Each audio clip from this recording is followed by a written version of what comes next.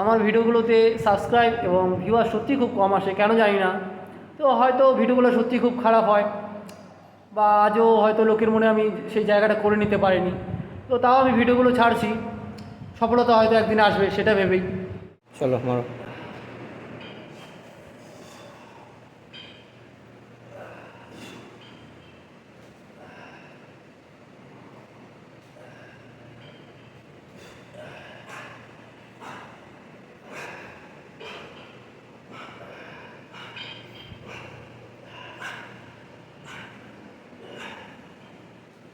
কাটো না।